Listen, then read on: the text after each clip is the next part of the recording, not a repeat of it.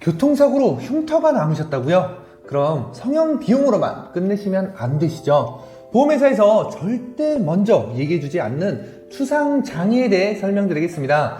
만약 제가 말씀드리는 기준에 해당한다면 우리는 그 이상의 보상을 기대해 볼 수 있으니 영상 끝까지 시청하시길 바라겠습니다.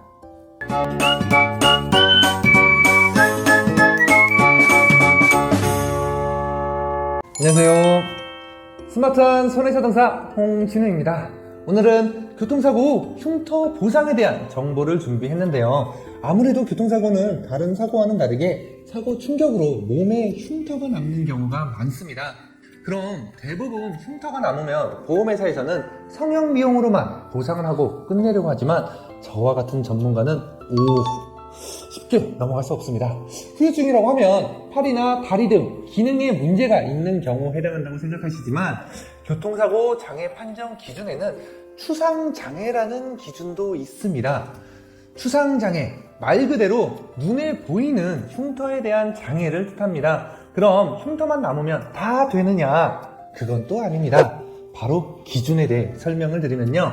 일단 안면부라고 하면 얼굴과 목을 얘기합니다. 그리고 노출면이라고 하면 반팔 반바지를 입었을 때 보이는 면을 얘기를 하고요. 일단 안면부 먼저 설명을 드리면 사고 후 발생한 수술 자국 또는 흉터 길이가 최소 5cm 이상 또는 조직 함몰, 직경 2cm 이상. 여기서 조직 함몰은 지방 조직이 같이 떨어져 나간 흉터를 얘기를 합니다. 즉 피부가 파이면서 발생한 흉터를 얘기를 하고 소견서상 조직 함몰이라는 문구가 들어가야만 인정받을 수 있습니다. 그리고 또 화상 같은 심한 흉터는 당연히 인정되고요.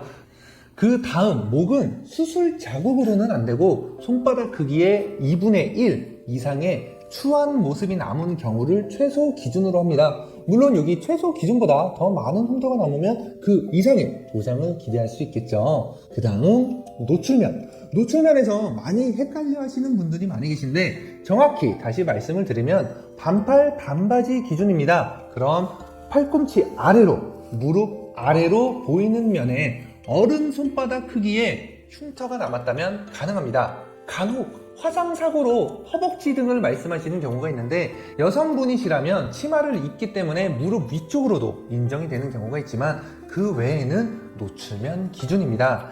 노출면은 수술 자국 등 센치, 길이로는 해당이 안 되고 음식점 등에서 많이 발생하는 화상사고 등으로 흉터가 손바닥 크기 이상으로 남아야만 인정받을 수 있습니다. 이렇게 추상장애 기준에 들어오면 우리는 성형 비용이 아닌 상실수익액이나 일실수익, 즉 후유증에 대한 보상을 추가로 기대해 볼 수 있습니다. 추상장애 우습게 볼 거 아닙니다. 만약 20대 초반 성인이 노출면, 팔이나 다리에 화상 흉터로 장애가 인정되면 그 보상 금액이 약 4천만 원 정도 산출이 됩니다. 노출면이 이 정도면 안면부는 어떻겠습니까? 보상 기준이 더 크겠죠. 이런 추상장애에 대한 기준 보험회사에서 절대 먼저 얘기 안 해줍니다. 피해자분이 직접 의사 선생님한테 소견을 받고 후유장애 진단서를 끊고 제출해야만 그때서야 검토해줍니다. 추상장애 피해 입으신 분들은 정말 거울 볼 때마다 엄청난 스트레스 받습니다. 물론 돈으로 다 해결을 할 수는 없지만 치료라도 더 많이 받으시려면 이런 기준 또한 꼭 알고 계셔야만 합니다. 그럼 오늘 보상 내용은 여기까지 준비했고요. 궁금하신 점 있으시면 댓글이나 사건 의뢰 등을 통해 말씀 주시면 바로바로 답변 드리도록 하겠습니다. 이상 스마트 보상TV의 손해자동사 홍신이었습니다. 감사합니다.